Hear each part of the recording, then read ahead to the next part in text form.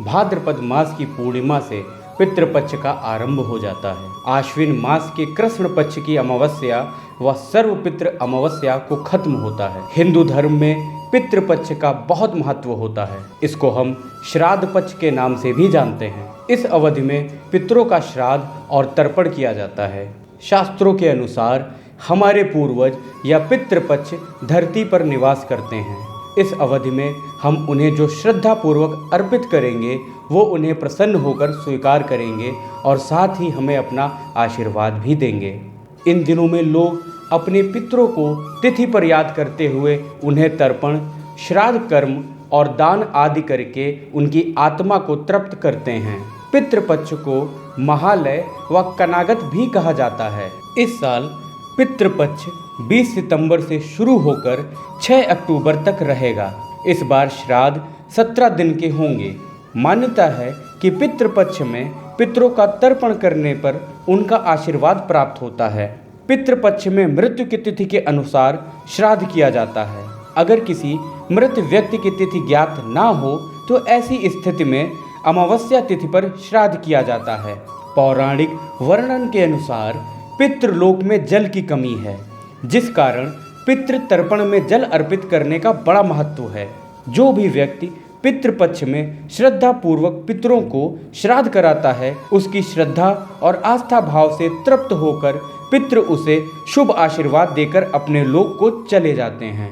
हिंदू धर्म में इसका खासा महत्व होता है। इन दिनों अपने पितरों का श्राद्ध व तर्पण करने से जीवन में अनंत खुशियां मिलती हैं और साथ ही हमारे पूर्वज हमसे प्रसन्न होकर हमें अपना शुभ आशीष भी देते हैं।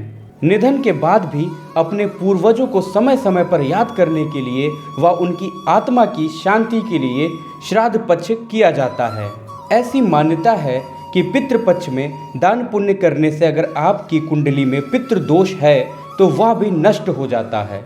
इस दौरान हमें कुछ बातों का विशेष ध्यान रखना चाहिए। शास्त्रों के अनुसार पूजन विधि से लेकर श्राद्ध व तर्पण सभी कुछ विधि पूर्वक होना चाहिए, तभी हमारे पितृ हमसे प्रसन्न होंगे। पुराणों के अनुसार पितृपक्ष में श्राद्ध हमेशा दोपहर के वक्त ही किया जाना चाहिए। ब्राह्मणों को भोज भी इसी समय कराना शुभ होता है।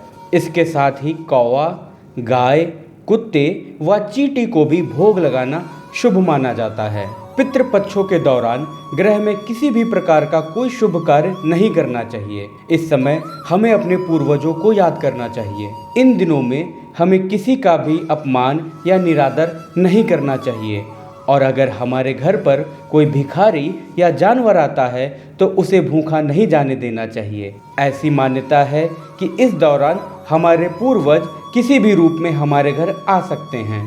श्राद्ध के बारे में हरवंश पुराण में बताया गया है कि भीष्म पितामह ने युधिष्ठिर को बताया कि श्राद्ध करने वाले व्यक्तियों को दोनों लोकों का सुख प्राप्त होता है। श्राद्ध से प्रसन्न होकर पितृ धर्म चाहने वालों को धर्म, संतान चाहने वालों को संतान और कल्याण चाहने वालों को कल्याण जैसे इच्छा अनुसार वरदान देते हैं।